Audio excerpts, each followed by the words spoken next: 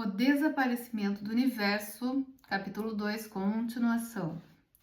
Então, a última frase que ele falou é: não se pode imaginar alguém que simplesmente saia aí por massacrando pessoas tenha tido algum tipo de experiência religiosa séria. E o Gary: algumas pessoas não acreditam que guerras santas são justificadas. E o Arthur: guerra santa, outro oxímoro, maior do que qualquer outro. E o Gary: até mesmo Edgar Cayce diz que as guerras algumas vezes são necessárias. E o Arthur: existe uma diferença enorme entre o santo e o necessário. Edgar era um homem bom e talentoso, mas ele seria o primeiro a lhe dizer que não era J. J riu da ideia de espiritualizar a violência, assim como riu do mundo. E o Gary: tudo bem. Então, voltando ao nosso superestimado amigo Constantino e algumas das primeiras ações da igreja, vocês estão dizendo que muitos evangelhos e ideias alternativas sobre J foram eliminados. Puxa, sim. E isso requer uma observação sobre o que passa por história. Talvez você pense que estamos lhe contando uma história revisada, mas o que você não entende é que tudo é história revisada, seja história religiosa, natural ou política. A verdade é que você não sabe o que é a sua história. A história, ou a história para suas amigas feministas, é uma fábula escrita por quem quer que vença a guerra. Se as forças do eixo tivessem vencido a Segunda Guerra Mundial, você leria sobre que grandes homens teriam sido Hitler, Mussolini e Tojo.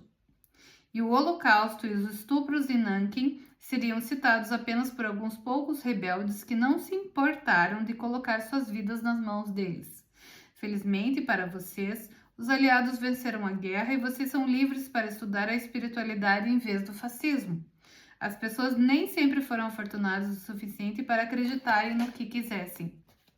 Meu sacerdócio, depois da crucificação, foi principalmente na Síria. Estive lá 14 anos antes de Paulo e também fiz longas viagens ao Egito, Arábia, Pérsia e até a Índia. Meu testemunho por Jota era muito franco e totalmente baseado no que eu tinha ouvido dizer, tanto em público quanto em particular. Nós não contávamos histórias embelizadas sobre ele naquela época. Os primeiros evangelhos, como o meu, eram chamados de Evangelho de Provérbios, porque eram simplesmente listas de ensinamentos que J havia dado, transcritos de memória.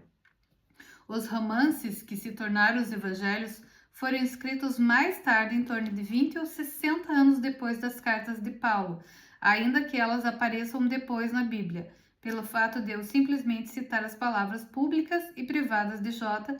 Minhas comunicações, incluindo meu evangelho, tinham um tom mais intelectual. Entretanto, muitos dos provérbios em meu evangelho eram muito mais significativos para a cultura do Oriente Médio daquela época do que para a cultura ocidental de hoje. Então, vou explicar apenas alguns dos que considero mais relevantes para você.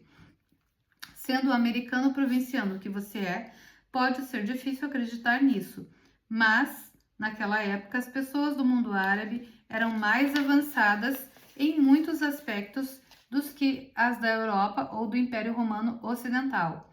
Por causa da sua herança, você acha que a Europa era o expoente máximo das aquisições intelectuais. No entanto, a cidade de Petra, no Oriente Médio, fazia a maior parte da Europa parecer um cortiço. As pirâmides no Egito não se pareciam em nada com a aparência que tem hoje. Elas eram completamente revestidas de lindas pedras calcárias bem polidas que podiam ser vistas brilhando através do deserto a mais de 170 quilômetros de distância. A biblioteca em Alexandria, no Egito, continha mais de 1 milhão de documentos, o que incluía a maior parte da somatória do conhecimento e da história conhecida da raça humana daquela época. Até, é claro, ter sido parcialmente destruída pelos romanos, através de suas invasões, e depois ser submetida a uma incrível negligência, pilhagem e alguns incêndios posteriores. Não estou dizendo essas coisas para tornar a ilusão real ou para aumentar o lirismo sobre sonhos noturnos. Eu as estou ressaltando apenas para lhe mostrar que visão distorcida da história vocês têm. Vocês ignoram a Idade Média e pensam que a Europa e a religião que veio a ser chamada de cristianismo foram, de algum modo, superiores ao resto do mundo naquela época. Entretanto, os europeus foram os piores bárbaros de todos, e não importava se era uma tribo do norte, uma tribo romana ou uma das tribos cristãs posteriores, como seus muitos atos violentos iriam provar tão claramente. Infelizmente, a interpretação que eles tinham em relação ao nosso irmão Jota não era melhor do que a maioria das outras tentativas deles. Sim, a Europa, no fim, experimentou um período de progresso enquanto outras religiões entraram em declínio ou ficaram para trás, mas a religião cristã foi quase que totalmente desenvolvida antes disso e, na verdade, agiu como uma força contra a renascença, assim como ela se opõe ativamente a qualquer coisa que não se encaixe nos estreitos limites da sua teologia ignóbil. E aqui, quando a gente falou das feministas, tinha uma letrinha e eu vou falar o que ela quer dizer. Puxar faz um jogo de palavras entre history e history, querendo dizer história dele ou história dela, como uma brincadeira com o movimento feminista, impossível de ser mantido em português. Só para que fique claro e ninguém venha criticar. Mas se quiserem criticar também, só lembrando que julgamento não é nossa função como os filhos de Deus.